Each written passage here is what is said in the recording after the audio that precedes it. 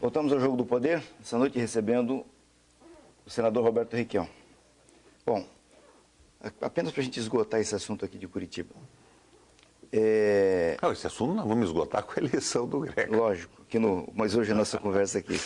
Hoje vai ficar pendente. Essa questão de que essa desconfiança que se planta de que o Requião no final não vai participar da campanha do Greca, o que é a indicação da Marinalva, uma mulher negra, ex-freira, ex-militante do Partido Comunista Brasileiro, como vice do Greca,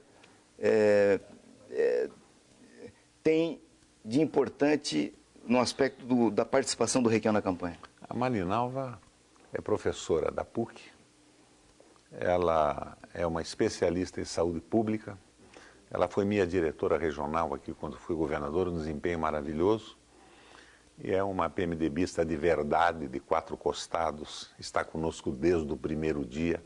É a marca do PMDB nessa aliança com o Greca. O Greca, engenheiro, planejador urbano, criativo, os parques da cidade têm a sua marca, os terminais da cidadania têm a sua marca.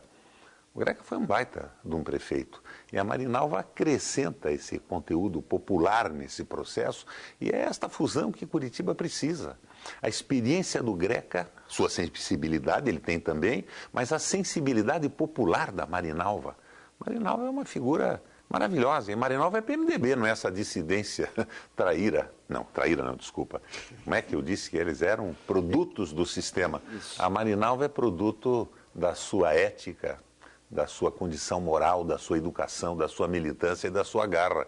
Os outros são como lojas de posto de gasolina, lojas de oportunidade, que colocam produtos à venda na passagem do motorista.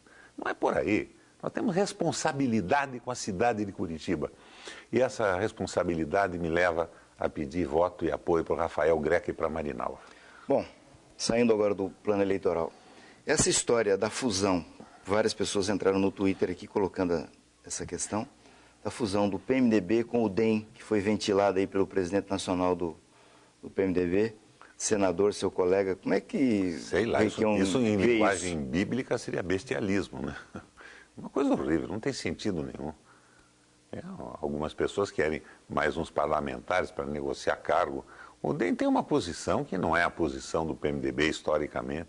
É uma imoralidade para os dois partidos. Eu vi o Lupião dizendo que não aceitava e eu dou meus parabéns ao Lupião. Tem posição, tem postura, como eu tenho também. Isso significa que com pessoas assim, num segundo turno, nós poderíamos conversar. Mas fusão de coisas tão diversas é rigorosamente um absurdo. Vamos manter a compostura, minha gente.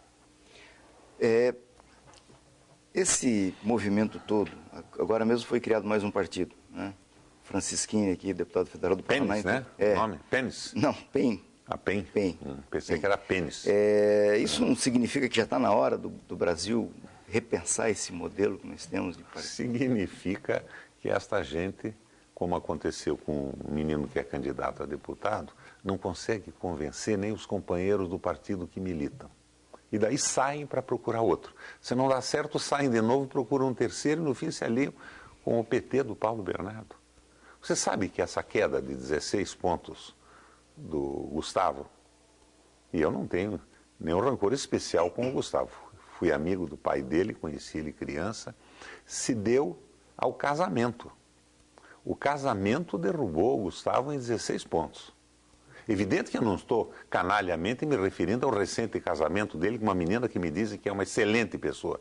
Esse casamento com o PT do Paulo Bernardo, o PT que ele combatia, o PT que fez com que ele ocupasse redes de televisão no Brasil, Jô Soares, Rede Globo, chamando de ladrões, de pilantras, de repente uma composição em torno de uma candidatura à prefeitura, o resultado está aí, 16 pontos da noite para o dia, de tombo. É o casamento com o Paulo Bernardo e o PT que ele criticava tanto.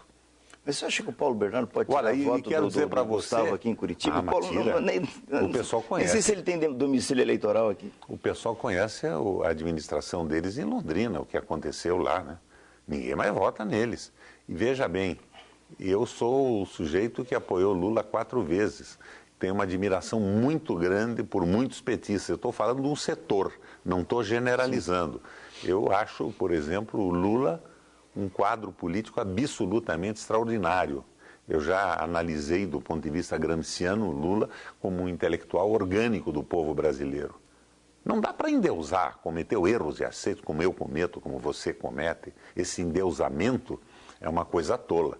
Mas querer desfazer do Lula é um absurdo, porque ele foi importantíssimo para a história do Brasil, ainda é importante. Mas a aliança do Gustavo com o PT é uma aliança trágica. E o resultado está aí, né? Caiu pela metade. E o governo Dilma? O governo Dilma tem qualidades e defeitos. Eu acho que a Dilma está numa entaladela. Em 1980, Rocha, o Brasil produzia industrialmente mais do que os tigres asiáticos. Tailândia, Malásia, Coreia do Sul e China. Nós batíamos os 4 na produção industrial. Dados de 2010, nós não chegamos a 15% do que eles estão produzindo. Nós entramos na política liberal, naquela armadilha no começo do governo Lula, aquele pacto que ele fez com o mercado para sobreviver aos ataques, às tentativas de cassação, e deu continuidade àquele processo que não foi ele que começou. Nós estamos vivendo hoje, Rochinha, de venda de commodities, de açúcar, de carne, de milho, de soja, de petróleo e de minério de ferro. É isso que nos sustenta.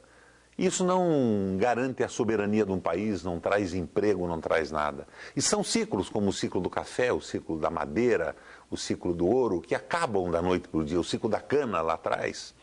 Então, a Dilma pegou um problema muito sério. E ela está cercada. Eu votei na Dilma, fiz campanha, como fiz para o Lula, e sou da base do governo, sempre que acho que está certo, voto, e a maioria dos meus votos tem sido a favor da política do governo, da tentativa de mudança, mas ela caiu na mão dos liberais da economia e nós provavelmente vamos passar um período duríssimo no Brasil, porque as medidas eficientes têm que ser tomadas com algum tempo. Elas são eficientes 1 ano e meio, 2 anos, 3 anos depois. E nós estamos numa entaladela, sem sombra de dúvida. Essas e o governo não tem tomado... Isso tudo é certo, mas não vai resolver nada. Por exemplo, ela pôs 20 bilhões de reais à disposição dos estados como empréstimo, mas cobra a dívida dos estados. Ao invés dela dizer para os estados brasileiros, peguem o dinheiro dessa dívida, apresente um projeto para o governo nacional e vamos fazer estradas, ferrovias, investir nos portos, ela oferece para estados quebrados empréstimo com juro. É uma coisa absolutamente incrível. Ela acaba com a CID, né? aquela taxa sobre operações, intervenções financeiras, sobre petróleo, e tira esse dinheiro diretamente do caixa de prefeituras e estados. E o problema nosso hoje é falta de investimento público e falta de investimento privado, porque quando o Estado não investe, quando o produto interno bruto está caindo, não há estímulo para o setor privado. Nós tivemos o recorde de 7,5% de crescimento do PIB. Foi a época de euforia do Lula e o Lula elegeu a Dilma, no caudal desse sucesso. Daí eles acharam que 7,5% era muito e resolveram dar uma segurada, subindo juros. O resultado foi que erraram na mão. E eles queriam 4,5% mais ou menos, que eles achavam que era sustentável para um crescimento harmônico no Brasil, um crescimento sustentável, e caiu para 2,7%. Mas agora, no meio da crise, as previsões extraoficiais do Banco Central já são de 1,9%. E já tem muita gente dizendo que vão ficar ao redor de 1%. Isso é a tragédia. Isso é uma coisa desesperadora. Temos algumas soluções? Temos. Por exemplo, na questão do Paraguai agora. A presidenta jogou muito bem. Nós precisamos do comércio com a Venezuela. A Venezuela não produz quase nada. Mas ela tem um produto interno de 366 bilhões de dólares, que ela vende minério e vende petróleo. E ela compra quase tudo. Ela entrando no nosso mercado, e se nós viabilizarmos junto com a Venezuela um projeto de desenvolvimento para Brasil, Argentina, Paraguai, Uruguai, casado, nós temos condição de enfrentar com mais comodidade esta crise. Porque os produtos internos médios dos países são muito pequenos. Brasil, nós chegamos a 2 trilhões e 500 bilhões de dólares. Um belo produto interno. Argentina, 366 bilhões de dólares. Você veja o quanto o Brasil é maior. Sim. Não é? O Paraguai, uma média de 14 bilhões de dólares.